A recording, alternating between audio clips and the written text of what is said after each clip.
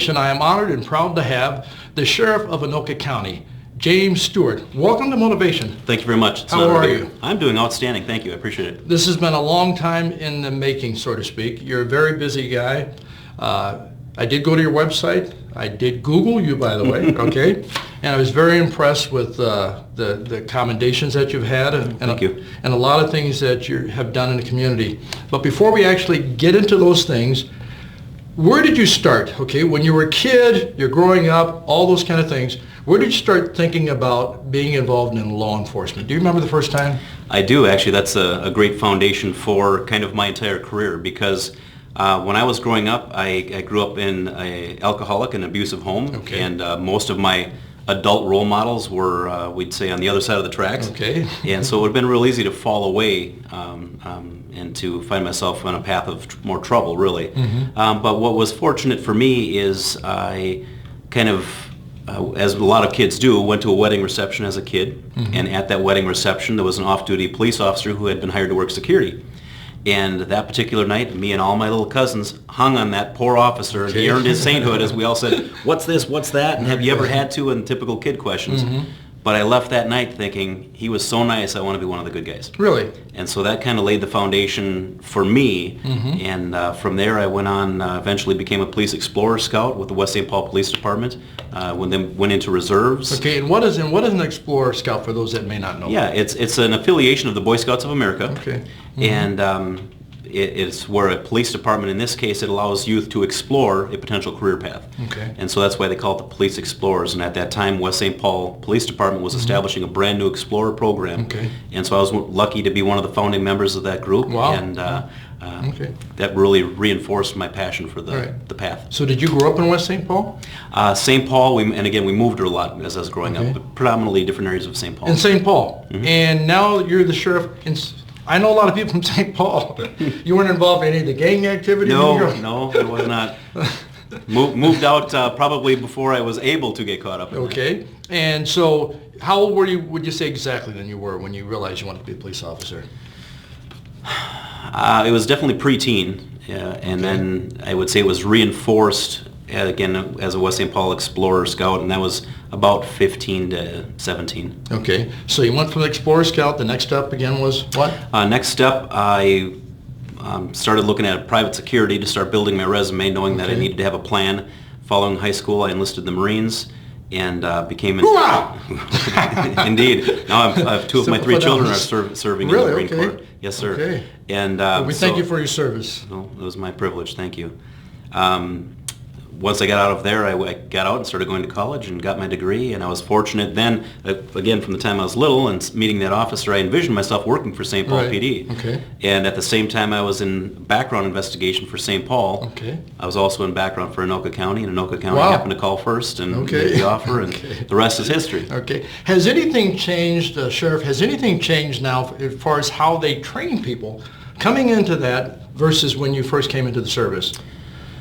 I think it's... Are they better trained in all areas? I'm talking about even, Yes. and I'm going to say this, I'm going to stop you for a second. Yeah. I'm going to say this even from a self-defense standpoint, because I used to have a security company. And I found that guys that could handle themselves better they had more security in themselves, so they were less insecure and less likely to feel like they have to be John Wayne, so to speak. Right. I think the training has definitely evolved. We certainly do more training, but I think the training is also more concentrated, more intentional in the way we train. And I think it's certainly a lot of the focus, especially within proactive agencies, which I like to include my agency in. We try to be 2 steps ahead of the trends and the curves. And an example, whether it's implicit bias or cultural diversity or community outreach, and a lot of the those type of things that are on the verge of being mandatory nationally. We've been doing that stuff for years. And I think it's very important. And one of the mantras I constantly, my staff would all, if they said, what one word do you hear from the sheriff a lot, it's ambassador. I don't just need call takers, and I don't need people just pushing steering wheels, but our staff embraces being ambassadors in the community. And for me, that's rewarding, that it's not just the sheriff, pounding on the desk, but they get it and they embrace it. I like that. And why the Sheriff's Department? I mean, you have Minneapolis Police Department, you have St. Paul Police Department. I have a lot of friends that have been on the police department. Why what made you say, hey, I want to be a sheriff? To get even involved in that? I mean, you have over 300 employees.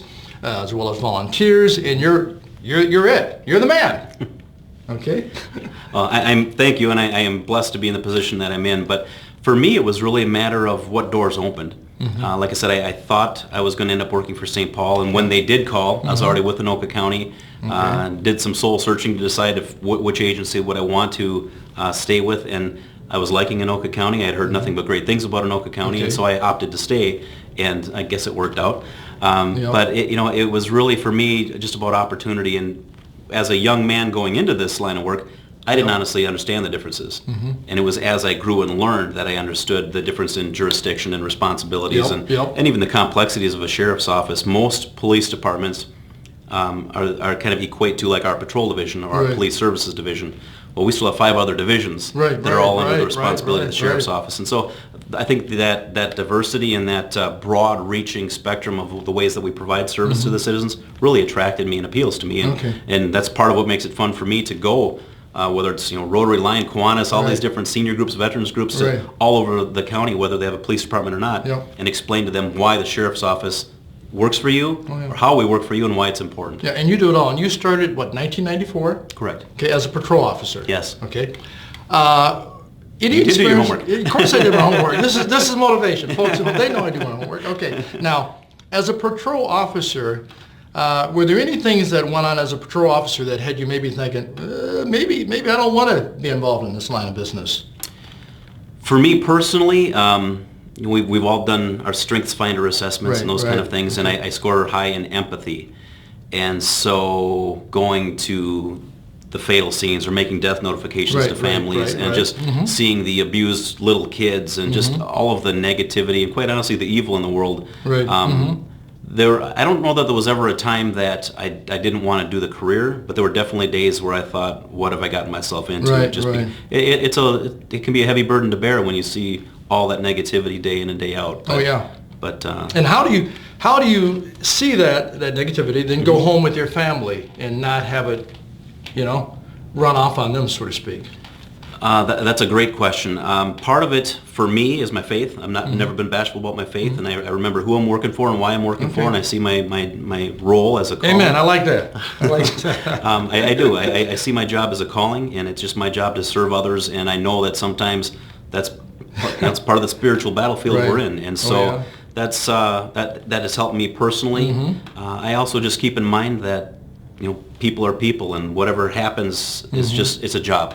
And I can't take it home. And part of the thing, one of the things that I've done now since becoming sheriff is throughout our facilities, we have reset buttons on our walls through the facilities. And guests don't always understand what that means, but our staff have all heard as part of our vision talk, that's just a visual reminder. The button does nothing, but we have red buttons on our facilities that just says reset button. And that's to serve as a reminder that you can't control what the world's going to throw at you. You can't control how your day has been dealt you, but you can control how you react to it. And your department received, the rest of your staff, they receive this pretty well? Yes, they all receive it real well, and it's that constant reminder, even if it's the last thing they're doing is they're walking out the door to go back home.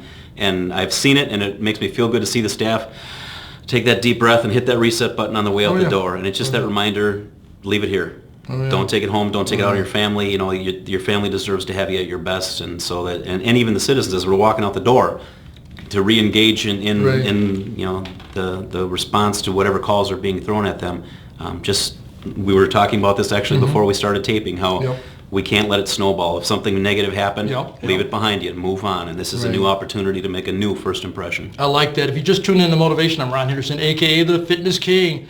With my guest, I have, that's right, the top dog. We'll call him top dog. He's the sheriff of Anoka County, and it's the 4th largest, I believe, in the state of Minnesota.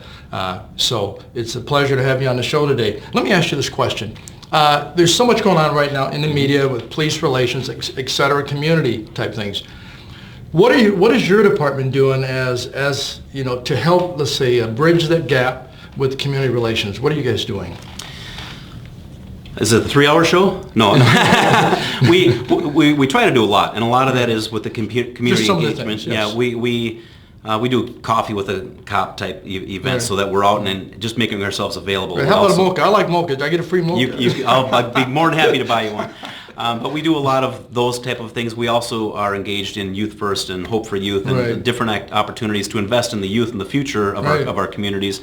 As I mentioned, I try to get out and speak to a lot of different community groups. I know you do. I've been privileged just within the last month, actually. I got to speak with the Civil Rights Commission out of D.C. They were in town and doing an evaluation of law enforcement services, and I was invited to come and be a part of that. Great. I was a part of Beyond the Rhetoric taping. Oh, yeah, with Andre. Yep, specifically talking about police and community relations.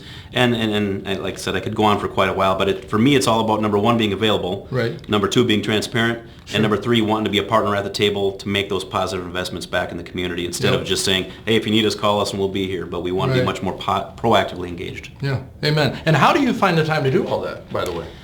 I'm still working on that. Okay. I'm still working on that. And you're married? I'm married. How many kids do you have? Three amazing kids and a beautiful wife. Yeah. 3 amazing kids and a beautiful wife, and you're doing all these meetings. Yeah. I've kind of tongue-in-cheek referred to the job as a balance of guilt. Right. Because across our entire county, every single night there's multiple activities going on if I wanted to hit every one, and numerous events every weekend.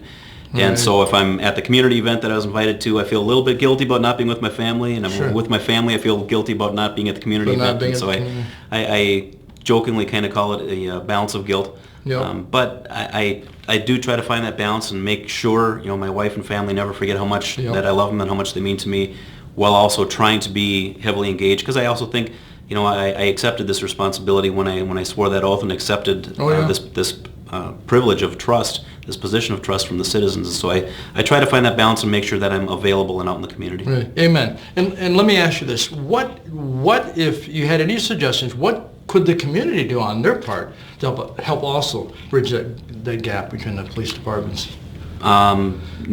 First and foremost, look for the facts. Don't buy into the propaganda and the rhetoric. I really struggle with that. There's so much negativity. Don't buy into the divisionist mentality. Right. Just when in doubt, ask the questions, communicate, be positive and seeking good outcomes rather than jumping on a negative bandwagon. Because again, in my perspective, when we look at a lot of the negative propaganda that's being thrown out there about law enforcement right now, when there's 1.2 roughly million police officers across the country, millions and millions and millions of contacts every single day, oftentimes in the face of hostility and adversity and the unknown and just bad situations, the number of use of force incidents is minuscule. And then the number of deadly force incidents is even smaller than that. And then when you get into the number of questionable deadly force incidents, I believe it's approximately 0.004% of all law enforcement contacts. And granted, any loss of life or any negative law enforcement behavior needs to be held accountable, and nobody wants bad cops dealt with more than the rest of us because it tarnishes all of our badges. I agree. So how do you deal with an officer? But in perspective, I was going to say, in perspective, find one other profession with that kind of success rate. Right. Yeah. If you look at the numbers that way. So how do you, Sheriff? How do you deal with the officer that has the badge on? And I've had my experiences, and I tell people this. And one of the things I've always wanted to be actually on a committee that deals with where I forget what they call it, when something happens with a police officer, civilian review committee, and I thought I'd be a perfect candidate. I'll tell you why. Because I've had those bad experiences growing up with law enforcement, but a lot of my friends are police, so I've always been able to separate that, okay? So how do you deal with that cop or that sheriff or police officer that has that John Wayne attitude, and that's the guy that can create a lot of issues because, and I'll say it straight out even on camera, if I get out of the car and I haven't done anything and somebody swings on me, as somebody that taught different things, I would automatically defend myself, which means I would probably get killed in some places, okay, by defending myself. So a lot of those things can be stopped by people not being so aggressive and treating people the way they want to be treated. Absolutely. Can you tag on with that? Absolutely. Again, I go for a long time on that because I couldn't agree more. Part of the balance we have, I think, and again, I'm very fortunate to have not only come up in this office, but to have inherited a team of great individuals. We've always strived to hire good resumes within the sheriff's office. Since I've become sheriff, we've deviated a little bit away from that in that the resume is important, but the content of the character is more important to me. I agree. And so we've really embraced hiring, training, recruiting, and really empowering good people. And as an example, we haven't had an excessive use of force complaint in over 6 years. to me, a lot of that is because it's good people getting proper training. The use of force training is one part of it, but the other side of it is clear expectations. I talked about the vision talk. Every member of our staff gets to hear from the horse's mouth who we are, what we're about, what is the vision, and what I expect of you, and what you can expect of me. Right. And I think having that clear expectation, number one, it takes away their ability to say, well, no one ever told me. And a part of that is just what you, using your words, it's I expect you to treat everyone like you treat a member of your family, and I always clarify that's assuming you love your family. Right. I hear you. That's true. Yeah. And so the big part of that ties into that ambassador and everything else. It really is about doing the right thing because it's the right thing to do. Right. And like I said, I've been fortunate. We hire those people, we train those people, give them clear expectations. Sure. Right. And the other side of it is whether it's a specialty assignment or a promotion. If somebody wants to be a sergeant, lieutenant, or get in a dive team, SWAT team, honor guard, whatever those specialty roles look like, I expect that they're doing something positive across the board, not just when they're at work and being a hard worker. Right. And as an example, and for any of our staff who might catch this, one of the questions on our promotional processes is besides your current role, what are you doing to make a positive impact in the community? Right, and I read that, and I think that's great. And I think that's important for me that they understand that 24 hours a day is an opportunity to make a positive difference. Because it is important, because Sheriff, you being in the Marine, I was in the Marine for a short time, but you being in the Marine, my background was 24 years in security, bodyguard work. So here's what happens, and I say this because there's so many people that come into these encounters with policemen. If somebody hits me for no reason, I'm going to defend myself automatically because I'm not going to sit there and let somebody just beat up on me, to be honest, okay? And so I'm always concerned about those kind of things. So with that, let me tag into this. I know you were involved a little bit in Blue Lives Matter. Can you share briefly that involvement?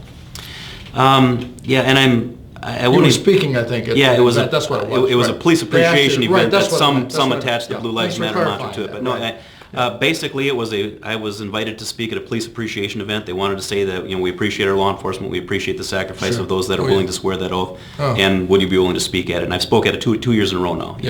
Because the reality of it is, although I'm an elected official and I have the privilege of putting on the shield, my family benefits from having good law enforcement and good protectors in the street as much as anyone else. And so, and I appreciate that. I mean, I know it takes a special person to be willing to put yourself in harm's way for the benefit of others and work nights and weekends and holidays and seeing all those negative things out there on behalf of others. And so I do greatly appreciate not just the Sheriff's Office team, but anyone who is willing to swear that oath. And so that's why I participate. Did you have any issues with the community for your being involved with that at all? Any backlashes on that at all? No. And I've actually had great interactions with Black Lives Matter, leaders and some of the core different groups, actually, different, and some of them anti-law enforcement, quite honestly. And I'm happy to have those dialogues. And I think, again, that's important to have those communications. But once they understood this is not negative towards anybody, this is positive. And again, I don't think it's about being negative, and I don't think it's about creating any division, whatever group somebody's attached to. If we can talk about unity and moving forward together, that's the direction we all need to be focused on. Yeah, and I agree. And I was reading some of the things that, like I said, I did a lot of history on you, by the way. So reading some of the things, comments about different things that Black Lives Matter, et cetera, et cetera. And some people even in the community might get mad when I say this, but I would say I'm in agreement with you on this point. It's so important that we don't create division. And I'll say this publicly, when I heard of Black Lives Matter, I get it because of the abuse and different things with the rates of black people being stopped, etc. Okay, but when you start a campaign, to me, it would have been much better to have a campaign, all lives matter, but we're focusing on Jamar Clark or whatever this is because of that. And so then you're bringing everybody into that understanding that we're doing this because that person didn't deserve to be shot and all lives matter, okay? But I think anytime you tag it, like you were saying, it creates division. All of a sudden we got these people and people are thinking that I got many friends that are police officers. So if I see you on the street, I'm going to look and see, do you need my help automatically, period. But I've always been that way. And there's a lot of people that are that way. And I think we want to be bringing, like you said, bringing people together as a community. Any other words on that? I think that was a great summary. I think that's it. We need to come together. Right. And I think a lot of people are afraid to actually voice their opinion because, I don't want to get into the thing on blocking traffic and things like that. But I remember when I used to do security work, they said if I stopped somebody and detained them, it was like I was arresting them, basically. And I think when people do that and stop your movement, it's not really being respectful of them. But that's just my honest opinion. Oh, absolutely. And people might get mad at me, but if I'm going to a wedding, I want to get to the wedding. Well, and that's what I've said from the onset, regardless of the group attached to it, because whether it's BLM or, quite honestly, KKK. Right. Yep. Everyone has a right to a lawful and peaceful protest to express themselves. Whether I agree or disagree with anybody is completely irrelevant. But I will fight all day long for their right. And their ability to have a lawful and peaceful protest. But whatever the group is, once we start shutting down highways or we start stepping on the rights of other people, or we start infringing on the civil liberties of other people, then we've crossed the line. And I'll also be the first one to start bringing in buses and arresting people. Just, amen. I agree. If I've got to get my kid to the hospital or you've got to get to the airport to go visit somebody, our lives shouldn't be impacted. Right. I agree. So I'll get off that soapbox. No, but I agree with you. Okay, how is your department? Would you say how is your department being perceived right now? Very well. Very well. Okay. In fact, we've had great response from the community. As a lot of the negative stuff was appearing in the media, I can tell you across the board, our deputies and our staff have said they've never been thanked more over the course of their career, because it also inspired the rest of society to step up and start thanking officers. And we had people working down at the state fair as another example, and they said they couldn't take more than 20 steps, and people would stop and thank them for their service and things like that. And so it's a good thing, and I think the vast majority of people understand that it's our job to protect and serve, and ultimately, as they say, walk that thin blue line between normalcy and chaos. And I the people that I work with, the people that I've seen over the course of my career, do it because they're good-hearted people, and they want to protect and serve everybody, and they don't care about your background, your skin color. They don't ask for your checking account balance or any of those other things that can be factors. They just do it because they care about people. Amen. I think we got a few minutes left. Sure. I guess. Question: if you were to say one thing to the viewing audience, what would you say? And motivation is about, I bring people on here that are upfront and that are honest, and I like to hear their sincerity. I want people to get to know you even better. What would you say to the viewing audience in the next 60 seconds? Anything that you think might help them or just help foster? Wow. That's a real wide open area. First and foremost, have a plan, whether it's about your personal life, whether it's about the direction you want to go, whether it's about police and community relations. But get engaged. Think about what you personally can do to make a positive difference in the community, and then don't just think about it, but act on it. And I think that's so important. I tell our staff all the time, we're all given an opportunity to make a difference in the community. But it's what we do with that opportunity that makes a difference. And so that's what I would encourage everyone to do, is do something that makes a positive impact in the community. I like that. And what I would say is this: treat people, very simple, the way you want to be treated. You do not want somebody to judge you by the color of your skin. Don't judge people just because they have a badge on. All police officers aren't bad. I can name tons and tons of police officers. A friend of mine actually just got promoted to Minneapolis in a position. And so there's so many good officers out there. There are a lot of people out there that, in my feeling, probably shouldn't have a badge on. And that all works out, during time. You have something that's called the Citizens Academy. Yes. How did that start, and how is that program going for Anoka? Across the country, that's been a concept that's been around for a few years, and that was something I wanted to see our office get engaged in. And what it is, an opportunity for people to apply, and we'll continue to do it because we had overwhelming response and not enough positions or slots for everyone.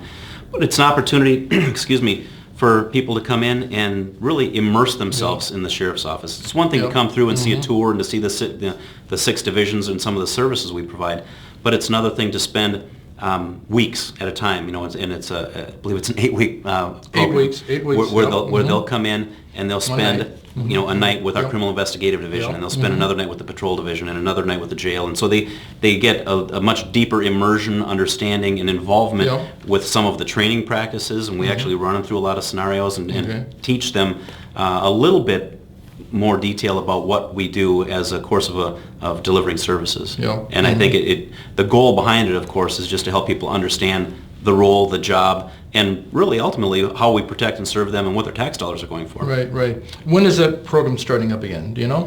I don't have the dates offhand, but we definitely will do it again. I'd say you can either follow Sheriff James Stuart or the Anoka County Sheriff's Office Facebook pages, and we'll have more information. How many hours a week would you say that is? 4 hours? That is a 4-hour block, 1 day a week. Okay. All right. Anything else you'd like to share before we close down on motivation? I just sure appreciate the opportunity to come and visit with you. Amen. I appreciate it. And I got to tell you, folks at home, I saw Sheriff James, actually, you were at Teen Challenge. Oh. You were at Teen Challenge, and I was so impressed with his sincerity, his honesty, that I knew I had to have him on motivation, all right? So you're looking at somebody that cares about you. He's a law enforcement officer, but he cares about the public. That's why he's on motivation. If he didn't care about you, he wouldn't be on motivation. and I just say it. That's how it is. That's how it is. See, I'm really good at getting to know people, and I understand people, and I know when people are for real. And so I wanted to make sure that you had an opportunity to come on here so people could just see an officer that is really there to protect and serve. Okay. And I remember reading another thing you were talking about. What was it again? The main thing that you were saying is we embrace the fact that we serve and protect everyone. Absolutely. That's everyone. And, what a better way to end motivation. Ron Henderson, a.k.a. the Fitness King. I've had the honor of having the Sheriff, James Stuart of Anoka County. And all that you do, remember this. Stay motivated, stay fit, and that's right, love everyone, all right? We're going to see you next time on Motivation. Thanks for being on the show again. My privilege. Sheriff, Thank you very much.